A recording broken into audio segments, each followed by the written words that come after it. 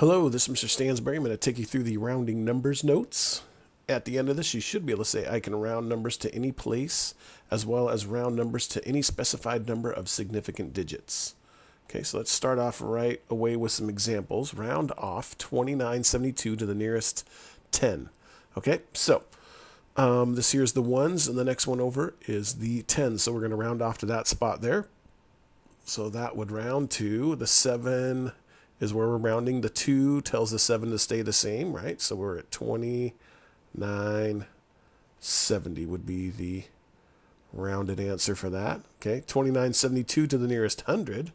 That's the ones, tens, there's the hundreds. The 7 tells the 9 to get bigger. So that turns into a 0, which actually makes us 30. Which is 3,000, is this 2972 to the nearest 100. Okay?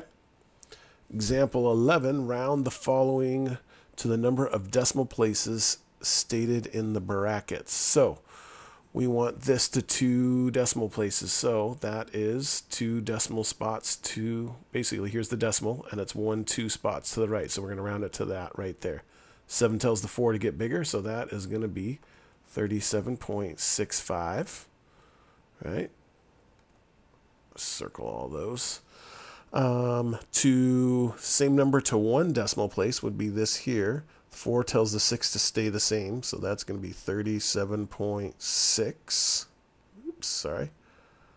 And then this one here to 0 decimal place, that would be the ones spot there. So that would be the 6 tells the 7 to get bigger, so that would be 38. Okay?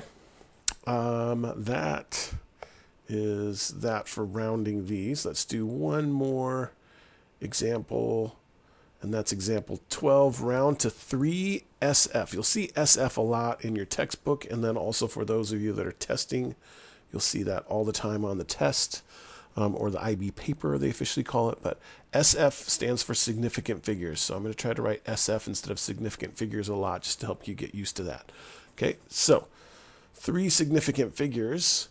If you remember how to do significant figures, you start with the leftmost number and you move towards the right and find the first non-zero. So here's the first non-zero, so that's the first significant digit. That's the second significant digit, and that's the third significant digit. So we're going to round to this spot here. 6 tells the 7 to get bigger, so it's 4280. Oops, I forgot the 2.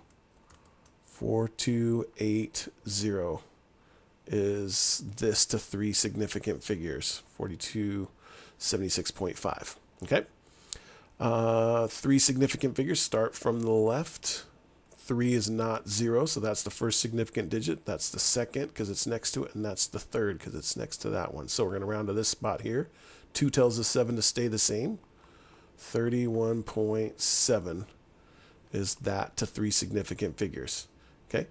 Now with this here, we start at the left and we move to the right until we find the first non-zero. So this 0 here is not significant. It's actually, that one's not doing really anything. These zeros here are holding the place value, but they're also not significant figures. Here's the first significant figure. So there's 1, there's 2.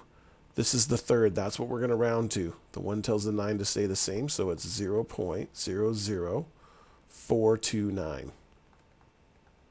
That is this number here rounded to 3 significant figures. Okay, and then last one here. Move in to the left until we find the first non-zero. There it is. And then even though this is a 0, and it's just holding the place, that's still a significant figure because it's after the first non-zero number. So this here is the third significant figure. 4 tells the 0 to stay the same, so this is going to be 0.0100. Okay, now, just a quick side note on this here. If I write this as 0.0100, this says that I rounded this off to this spot here. If I didn't put those zeros on there and I put 0.01, then that means I only rounded off to this spot. So by putting these extra zeros on there, it just basically tells how far you rounded off. So this is 3 significant figures. Again, if we left those zeros off, that would only be 1 significant figure. Okay, All right, that's it. If you have any further questions, please feel free to ask in class. Thanks.